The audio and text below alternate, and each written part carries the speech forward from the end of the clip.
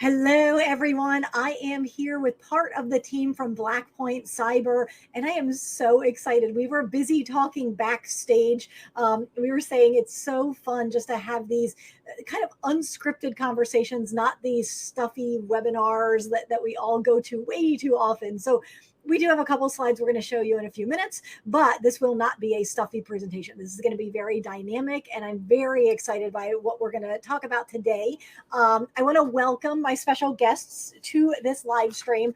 I've got Travis Brittain, and he is the Director of Product Enablement. I think I got that right.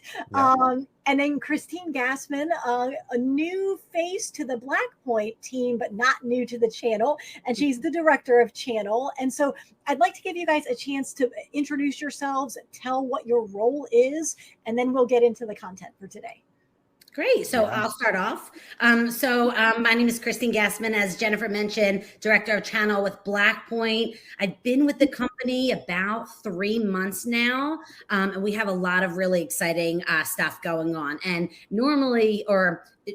originally Travis was set to be on this live stream with Jennifer, but unfortunately I couldn't make the Ultimate Growth Conference in person in Orlando because I was sick, which I was very disappointed about because I was really excited to support Jennifer in those efforts. But Travis did attend and present. So I'm here just to be a part of the community. Travis is a talent. He's going to be sharing a lot of information with you guys today, but couple things that I wanted to specifically mention is we're doing a lot to further engage with our MSP community, to meet new MSPs. We're doing a lot of live events, but we're also trying to, create more partner engagement with our partners, keeping them in the know of all these exciting things that we're doing. And one of the things we just launched just yesterday is our Blackpoint Command community series. So it is run by Blackpoint, moderated by Andrew Morgan from Cyber Nation, from the Cyber Call. So he's moderating all the content for each of these bi-weekly sessions, bringing in guest speakers. We've got Gary Pica as one of our speakers. We have our CEO on every session and some other really notable cybersecurity industry veterans. So bringing thought leadership, it's not just about Blackpoint. It's all focused on cybersecurity, mentorship for MSPs, selling, pricing, packaging, protection, all that good stuff. And we really want it to be a collaborative community. So like I mentioned, we have these bi-weekly sessions on Crowdcast. We also have a Slack channel that we started for continued engagement and collaboration amongst this community. So for anyone that's interested in that, I'll share an email address at the end of the session, but also for those of you on now, if you're interested in learning more, you can just email msp@blackpointcyber.com. So that's msp@blackpointcyber.com. That'll give you some Blackpoint information, but also a link to register for the Blackpoint Command community. So we hope we will see you there in our next session scheduled for June 15th. Excellent. I just love that about the MSP community, that so many people are willing to jump in and just give back to the community and add value wherever they can. So that's an exciting initiative. Awesome. So let me pass the baton briefly over to Travis. So could you introduce yourself, maybe a new face to a few people? So what is it that you do? What's your background?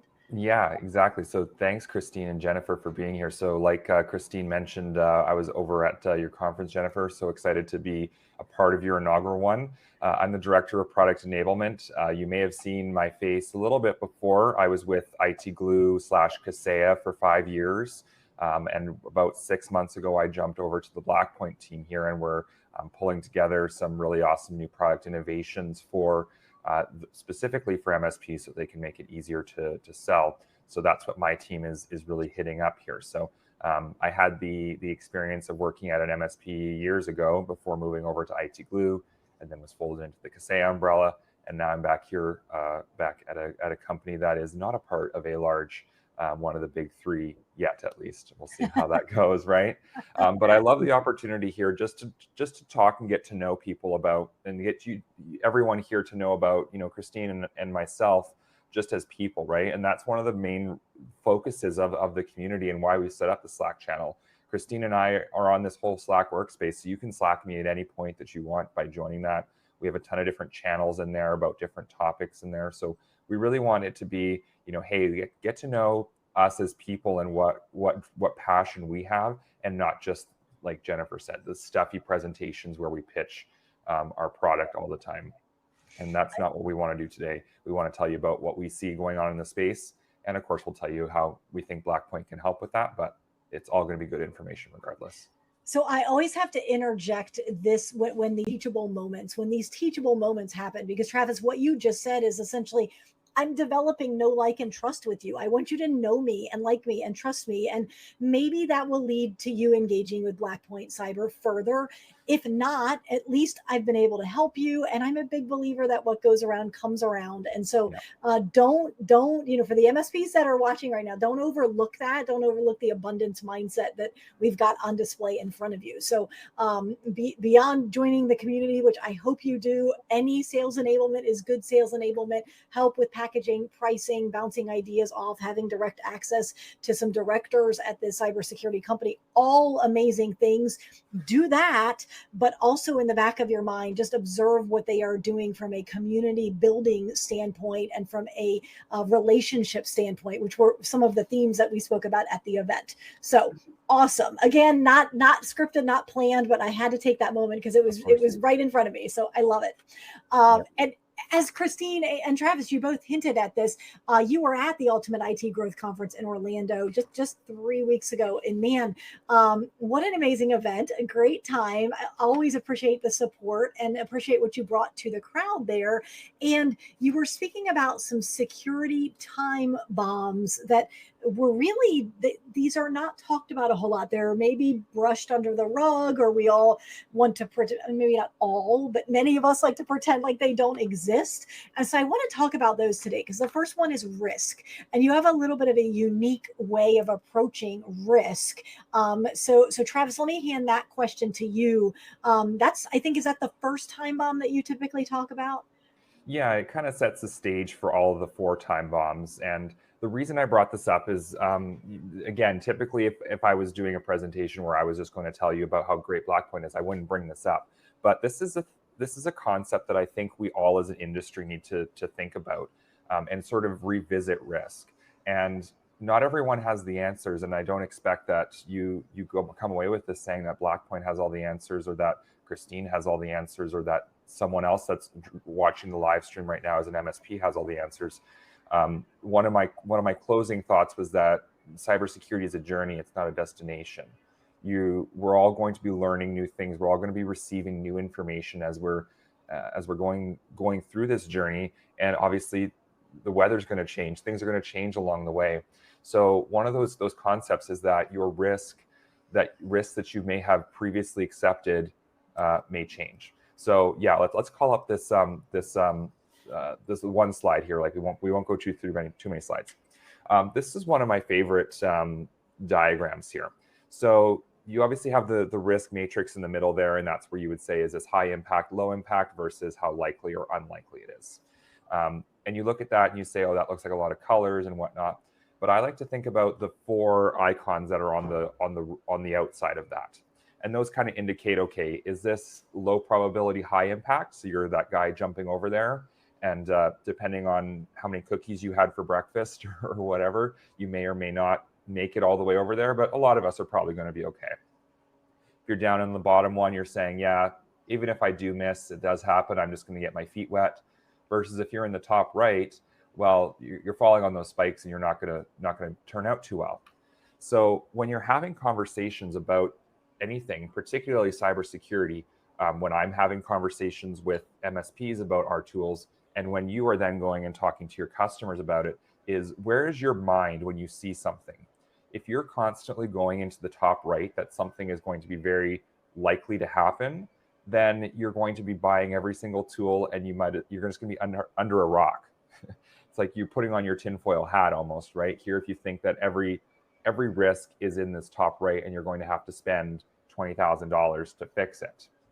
So just keep that in mind, that when we're talking about these time bombs, I'm not here to try and say that every one of these is going to be in that top right corner. It's just something that we just need to look at and plot on this map here.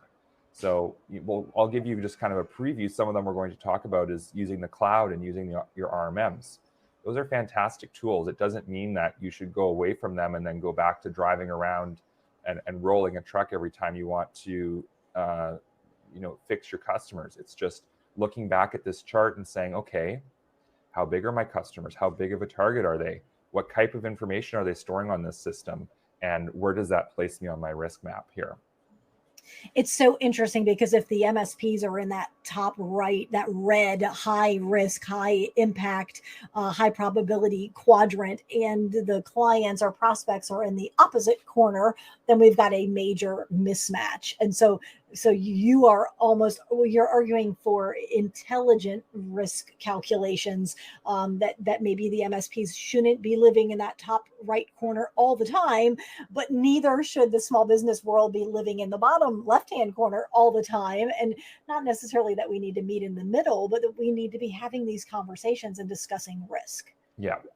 And I think it's often that we will see us as technical people. I'm like this too. When I see a new toy or gadget come out and I say, oh my goodness, this is a huge thing. And I want, I think I remember when the Ring doorbell first came out, I was like, I need a camera on my front door, but I had no data to prove, or my risk of that was low.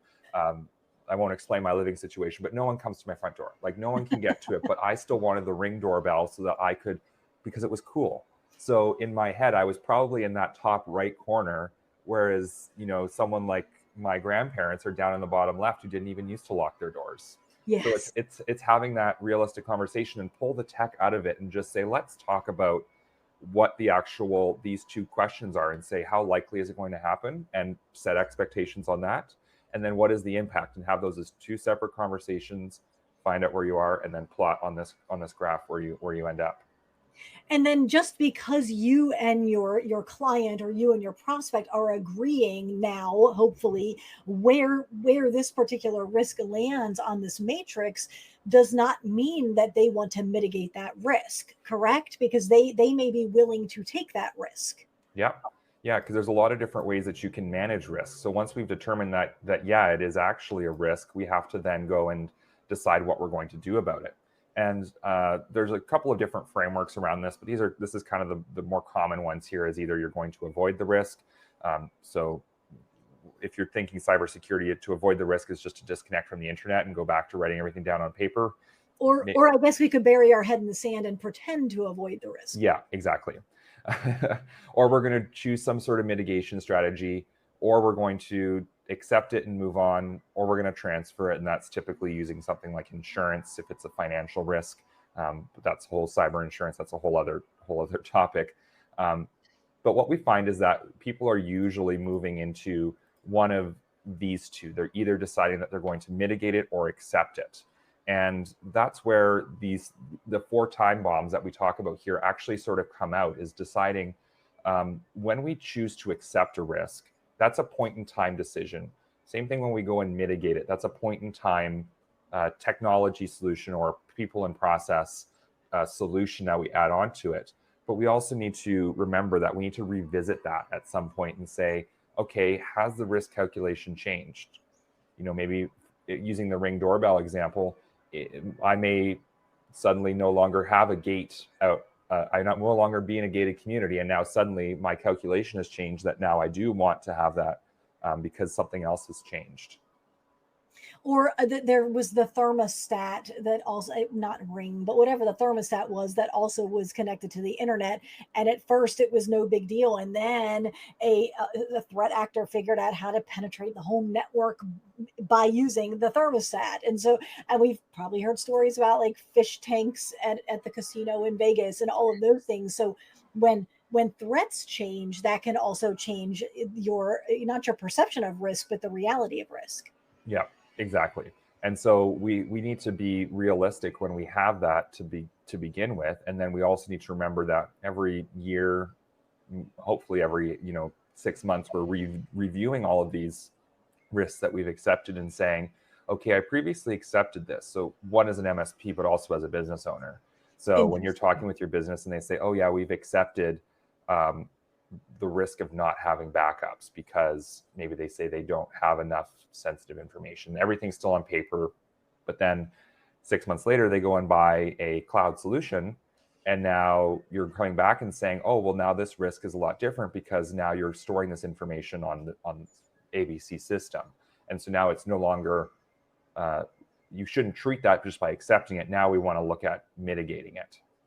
Or their business situation has changed, and perhaps before they would have been willing to absorb the risk, but now they're potentially being acquired, and so they're trying to play everything very conservative and be very careful with everything.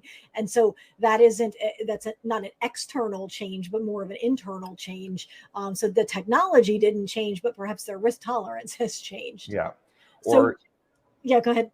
I was just going to say, or if you're a small business and then now you are no longer having just, 2 employees that you're protecting and making sure you're feeding them and their families, but now you've grown to 10 employees, and now, well, you have more people's livelihoods at risk, right? So that changes it. Whereas if you're a sole proprietor, you're helping out the mom and pop shop, and they say, oh, well, if this doesn't work, we'll just retire. That's something they may say, okay, that's cool. But when they're having to put food on the table for other people, that's a bit of a different situation. Yes, definitely a mindset shift there for sure. And so it's interesting. I appreciate what you said about the cybersecurity being a journey. And, I think you said something like, don't forget to pack your umbrella. But it then gets even more complicated than that, because every year you need to stop at the rest area and say, I need a new map, because all the roads have changed and where we're going might be changing and how I approach the trip might be changing. And so it is very much not once and done. Yeah, exactly. And that's, I think, is a challenge that we're all trying to deal with, right? So explaining that, maybe that's a good analogy that we use as a sales tool, because I picture, and I remember this, back when we were originally selling, I think it was, Christine was probably at Datto when I was at the MSP, and we were going to start selling Datto backup. They were new on the scene. We were using something.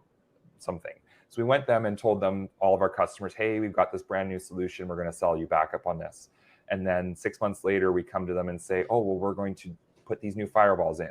And the customer's saying, well, I thought that we just did all the security related things 6 months ago.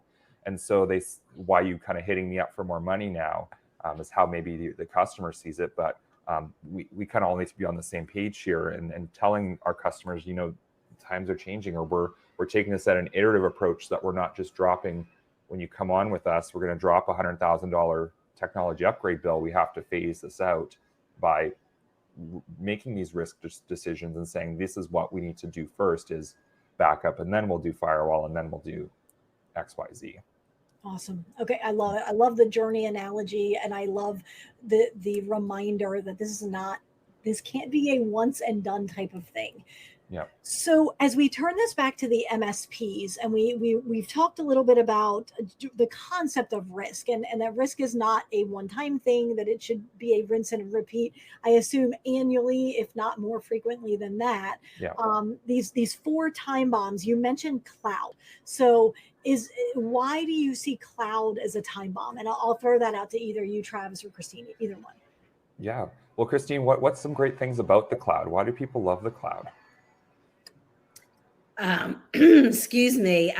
Well, it's just easy to access the data. It's backed up. It's secure. That's what the common, themes are. It's secure. Everyone thinks it's secure. Everyone loves the cloud, right? It's a fantastic concept, right? But COVID is as well, right? We've got a pandemic, and now we have a workforce that's diverse, and it doesn't matter, business as usual. Yeah. Well, and then you think about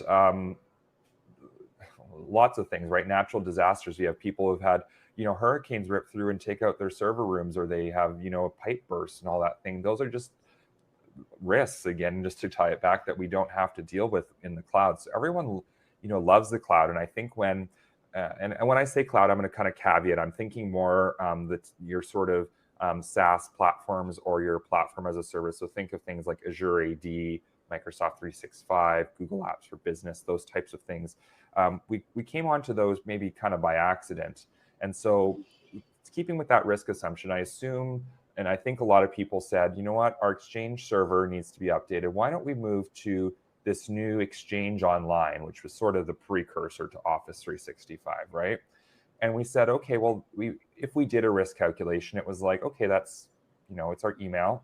It's probably more secure to be in the cloud than it is on our aging server that we have in the closet there.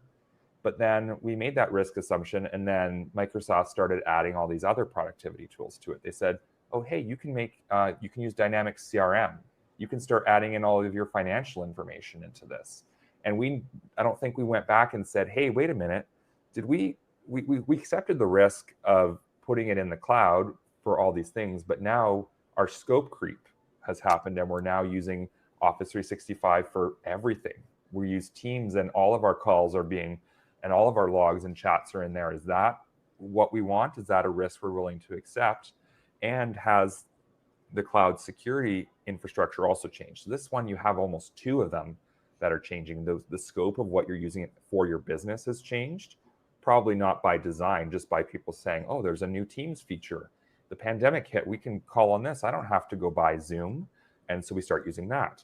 And then, oh, hey, there's this new feature where I can, collect credit card payment with a CRM or dynamic CRM. So let me turn that on. Maybe the MSP didn't know about that. They said, oh, well, that's now included with my plan. And they just start using it, right? So you have that, but then you also have the landscape of the cloud getting more and more powerful. So before it was just Exchange Online where, okay, yeah, everyone can use really powerful email that sends emails at lightning speed. But now you have Azure AD and AWS that can, launch rockets to the moon, and you can have all these private companies that are putting in so much power into this that, yes, you can send emails in light speed, but that also means you can steal all your data in light speed as well. Whereas, before, exfiltrating data from your Exchange server was limited to how fast your server was and how fast your internet connection was. But now it's lightning speed. So the same things that make it great, the ease of access, the speed, are also detriments. Is that when then if something does happen, or that time bomb blows up, or that landmine, then it becomes really bad, because now we have not only access to that information, but it's so powerful to get that information out as quickly or to exploit it in some way. So let me point out this as you were chatting, because obviously we had kind of this before and this after. So before, as we were moving to the cloud, we did the assessment formally or informally, and we determined it wasn't very risky. Well, now we're looking at it after the fact, or today, then and now. Now it is risky, but it's interesting to me because almost everything that you mentioned, which are all legitimate risks, are all things your clients are completely oblivious to. So is it any wonder that when we go and say you're more at risk, to them, they're like, I didn't change anything. I'm still using Teams, Slack, whatever. And to try to explain to them, well, it has changed and you've just adopted yeah, but it's free, and wouldn't, it's free with my plan, and wouldn't Microsoft, have me covered? And so now we're into a sales conversation where you have to explain that things have changed and risks are greater now. Even though, yes, maybe we discussed it and approved it 7 years ago, it's not 7 years ago now. Yeah, exactly. And the thing comes down to what is known as the shared responsibility model, right? When you have, again, using the Exchange example, when you have an Exchange server in your closet, everything you're responsible for. You have to make sure that you have the hardware. You actually have to have power, internet, patches, software updates, and so you're transferring some of that into another vendor, in this case Microsoft. And so with this time bomb, it's really, you really have to consider what is your responsibility as the MSP, what's the responsibility of Microsoft in this case, and what's the responsibility of the client to do, and what controls do we put in place to do with that, right? We can put in a technical control that says no one is allowed to anonymously share files out of SharePoint. Or do we just tell the customer, don't do that, right? Those are all choices we need to make. Or does Microsoft say, we're just not going to allow that feature anymore, right? And the same thing comes back to when we go into our next time bomb, which is the RMM. The same thing where we accepted, hey, we're going to have remote access to people's desktops, but they're not going to have that much information on them because they all use a terminal server, let's say. But now everyone went to home, and now everyone stores their files locally. Well, that's a complete different change of the risk calculation, because now you have, maybe before you said only certain level 2 or level 3 administrators can access servers using the RMM. But then now you haven't changed that policy, and now everyone's storing files locally, for example, because of working from home. And then we have RMM tools that are now being used by the bad actors. And so that makes it even more complex from a management standpoint, because perhaps you will allow XYZ RMM tool to run because you didn't anticipate that the bad guys might get a hold of that same tool and use it for nefarious purposes. So why else are you putting the RMM tools in that time bomb category? Yeah, and that was, you kind of beat me to it. That was the exact one there, is because we've always had this this trusting relationship with the software, right? So, before, when antivirus first came out, it was like, oh yeah, you can run Microsoft macros because it's Microsoft Outlook or Word or whatever, right? And then we realized, oh wait, no, that's not true. Okay, so we're not cool with macros, but we're okay with TeamViewer, and we're okay with all the RMM tools, Sure. ConnectWise, like all of them, right? We said, okay, those are cool. We can all use those. So your antivirus or your other security tools are going to say, yeah, those are trusted applications. And then, so the bad guys were at this time basically reinventing the wheel and writing their own malware and ransomware that basically was a remote control tool. And the security tools would say, well, this is not a trusted one. This isn't ConnectWise. This isn't TeamViewer or Kaseya or whatever. So we're not going to allow it. And then the bad guy said, well, why can't I just rip it off? It's going to cost me little to use an entry-level RMM tool just to use a few endpoints, because I'm really only needing a few. And my reward is going to be higher. And it's whitelisted or allowed listed in all these security products. So now that's the new risk that's come up, I would say, it's always been a risk, but I think it's become more front line in the last probably 3 or 4 months, is, okay, well, now instead of just allow listing all RMM tools, do we have to go into our security products and say, I, as an MSP, will only ever run Screen Connect or whatever. And so if anyone tries to use any other remote tool, whether it's a good guy or bad guy, we're just not going to allow that. So that's a different risk calculation, again, that's changed because of the circumstances. And then if I'm going to think like a bad guy for a minute, I'm okay. Let's say I'm really wanting to get into a particular client, I'm not doing a spray and pray. Like, I'm truly trying to penetrate a company. Then it's like, okay, I tried this tool and I got blacklisted. Well, there's only 4 or 5 to choose from. Like that is the reality. If I'm the bad guy and I know that this target is managed by an MSP, then the majority of MSPs are using RMM tools.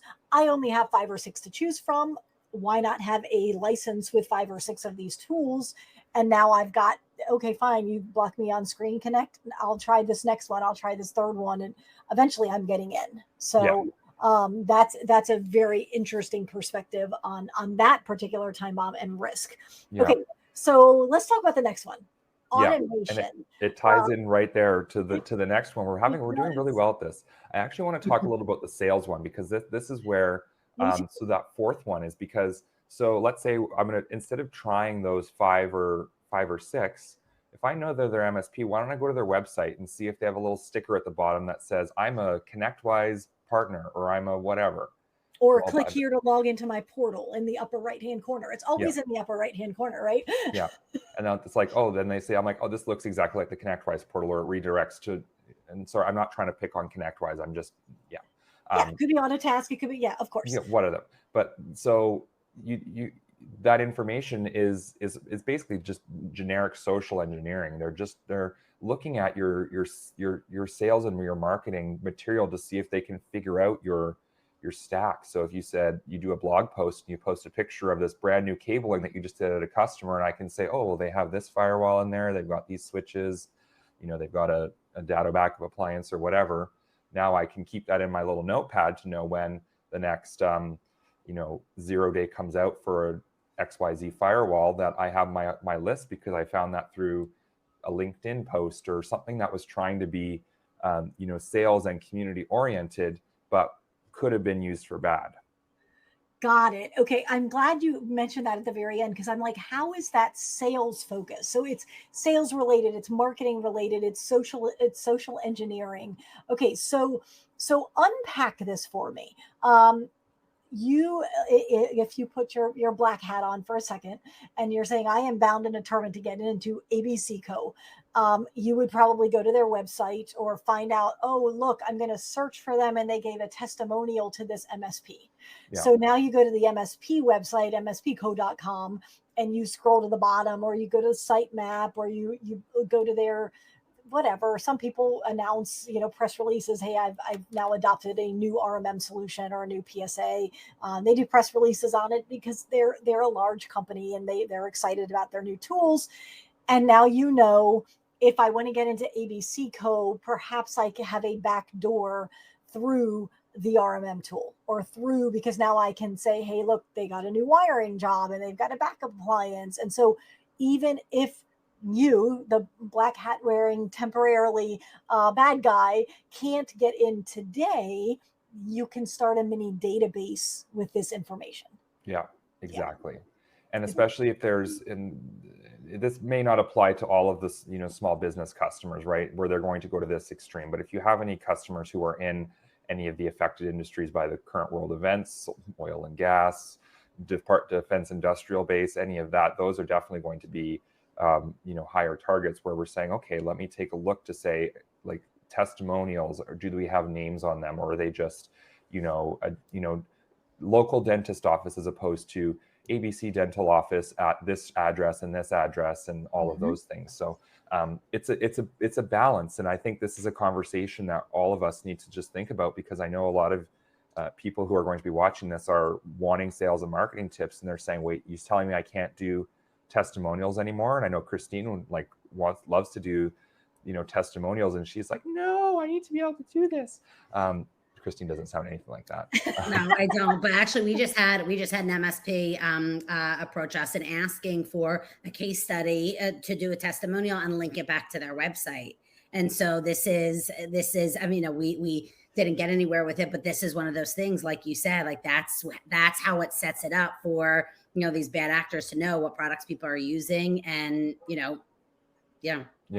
It's a balanced conversation to have, right? It's one thing to say, we use the latest and greatest firewalls, or we say we love the blah blah blah blah model number blah blah blah blah firewall, right? There's a little bit of nuance to it, and yes. And again, if someone really wants to get into a certain customer, they're probably going to do so. But let's just not make it easy where you write on there, all my customers use Sonic walls, and then now we have a list of them, right? So 100%. It's so interesting.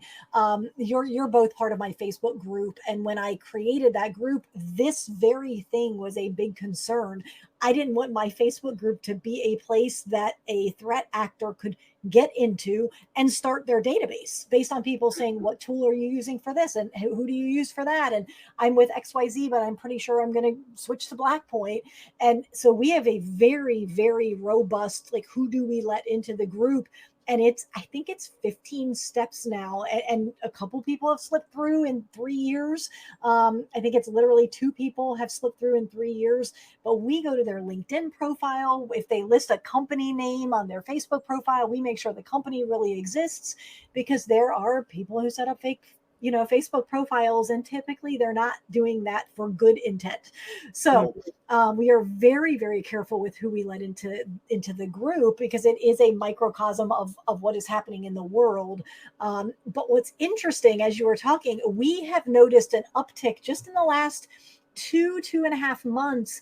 Now I got to go back and look at the numbers. I've just been glancing at them. We've been declining a lot more people than we had before. And I don't know if that's because Facebook is suggesting our group to the wrong people, although I think Facebook's algorithm is a little bit better than that, or if these are fake profiles and potentially bad actors. I'm sure every fake profile is not a bad actor, but some of them would be. So now I have to go back. That's a metric I had not looked at. I just glance at to make sure that we're not letting people in that we shouldn't be letting in. But you're right, in this era of sharing everything on social media, there is such a thing as oversharing from a security standpoint. Yeah. And again, going back to that risk, right? Again, we're not in the top right corner saying that if you do this, you're going to be tomorrow, someone's going to do this. It's just like, let's relook at this. It's been our 1 year or 6 month review where we say, okay, let's just take a quick audit to see, my team on LinkedIn, have they posted anything maybe they shouldn't have, a picture of a wiring closet they were super proud of, or anything like that, just to kind of again take stock of that. I'm not suggesting that we all just go and scrub all of our marketing content and say that, but it's just something to be conscious of, because we may not even thought of it as a risk, or we just blindly accepted it, not really realizing what we were doing.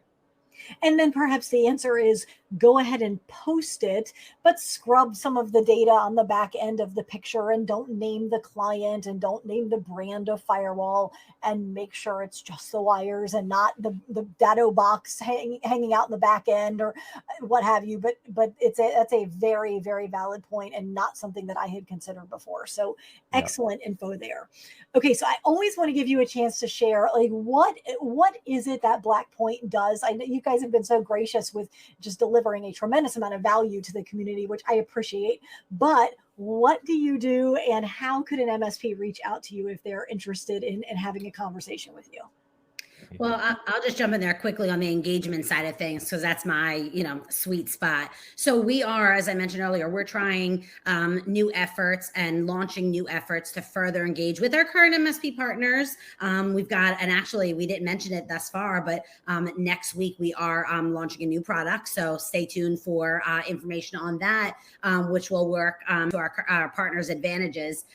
Just a little teaser there, but we're doing a lot more to engage with the community, not just to get, Blackpoint information out there, but, allow them to access this information. It's going to help, like I said, the pricing, packaging, selling, protection, all that good stuff. And the one effort is that Blackpoint community. So I mentioned it very briefly at the beginning. It's not just about Blackpoint and our products and what we specifically do. That's a community for all MSPs to be a part of for cybersecurity education. Again, pricing, packaging, and so on.